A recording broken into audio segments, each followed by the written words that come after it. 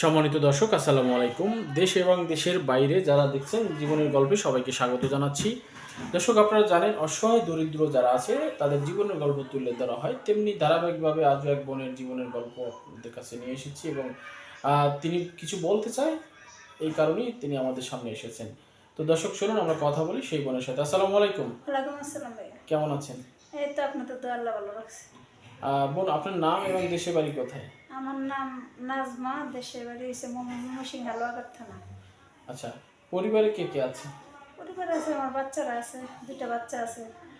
আচ্ছা, তো আসলে আপনার বিয়ে হয়েছে বা সন্তান আছে, সবই আছে, তাহলে আজকে কেন এই প্রোগ্রামের সামনে আসলেন?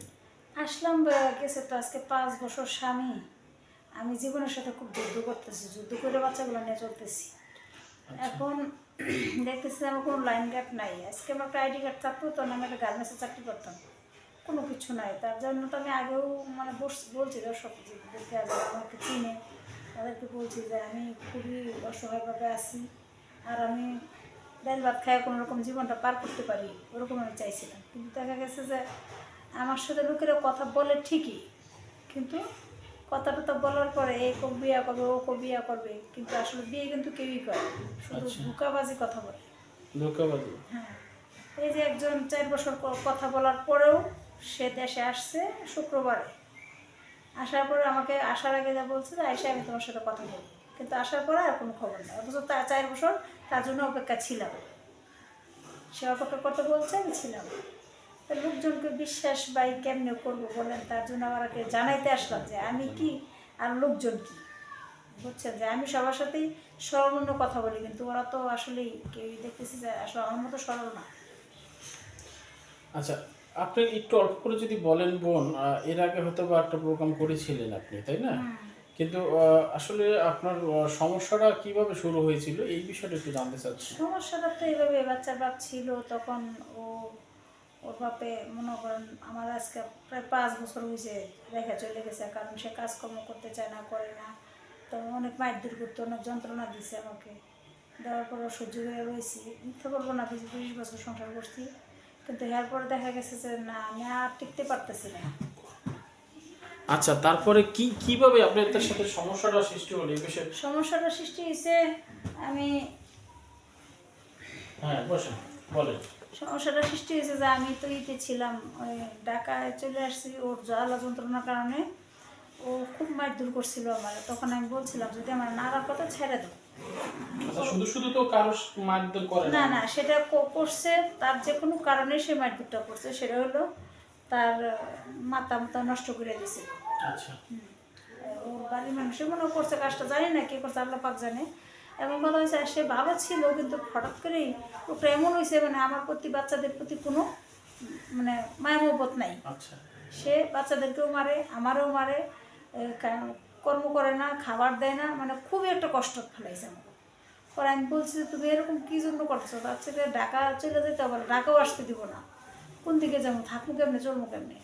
পরে লাস্টে আমার ওই বাচ্চাগুলো বলতেছে আম্মা তুমি পলাইয়া যাও, তোমার এরকম মারে, সহ্য করতে পারি না আমরা দেখে, আমাকে তো ধমক দে কিছু কইলে, তা তুমি পলাইয়া যাও।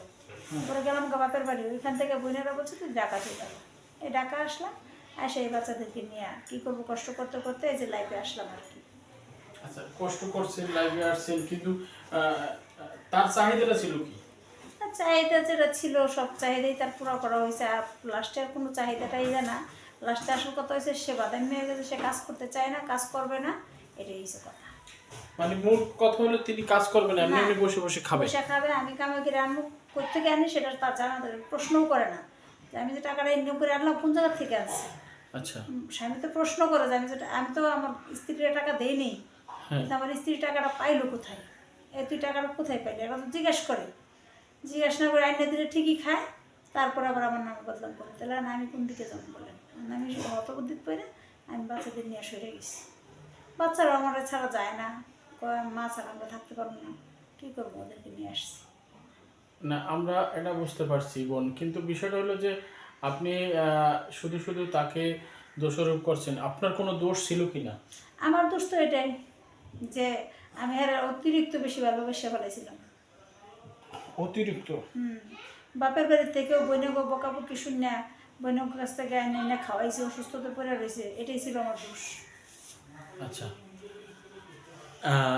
এটা কতদিন ছিল আপনার সাথে তার এই দূরত্বটা? এই দূরত্বটা প্রায় আমি 2 বছর, মানে দূরত্বটার মধ্যে আমি খুব যন্ত্রণা ভোগ করছি, প্রায় 2টা বছর আমি চেষ্টা করছি আর যদি সে ভালো হয়, কিন্তু আচ্ছা, যখন আপনি গ্রামে ছিলেন, শ্বশুর শাশুড়ি বা জাল যারা আছে, যা আপনার দেবর বা আপনার বাসুরের ওয়াইফ বা যারা আপনার পরিবার আছে, যেমন শ্বশুর বাড়ি, হ্যাঁ, এদের সাথে আপনি আসলে গ্রামের সবাই ভালোবাসতো আমাকে। আচ্ছা, এই কথাটা আমরা একটু জানতে চাইছি, আপনি শুরু থেকে বলেন যে তাদের সাথে আপনার সম্পর্কটা কেমন ছিল? তাদের সাথে সবার সাথে সম্পর্ক ভালো ছিল, কিন্তু হয়তো কি আমাদের বাড়ির মানুষগুলো যেমন ধরেন আমার শাশুড়ি ননদ, তারা চাইতো না যে আমি এগুলো করি। না, চাইতো না বলতে কি, আমি তো বুঝতেছি না। তারা চাইতো যে আমি যেন ওর ছেড়ে চলে যাই, কারণ তার ছেলে বড় জায়গায় বিয়ে করতে পারতো, ভালো জায়গায় বিয়ে করতে পারতো, টাকা পয়সা পাইতো, কিন্তু আমার বিয়ে করে কি পাইলো?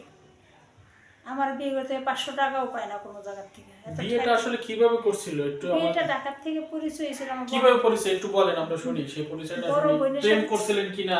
প্রেম করি নেই, বড় বোনের সাথে ছিলাম তো, ওইখান থেকেই মনে কর পরিচয় হয়েছে।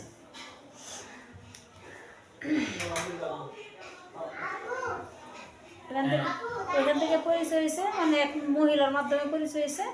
তখন ওই মহিলা বলছে যে একটা বিয়ের সাথে বসে যা, তাই আমি আবার না করছি, বলছি না বিয়ের সাথে বসবো না।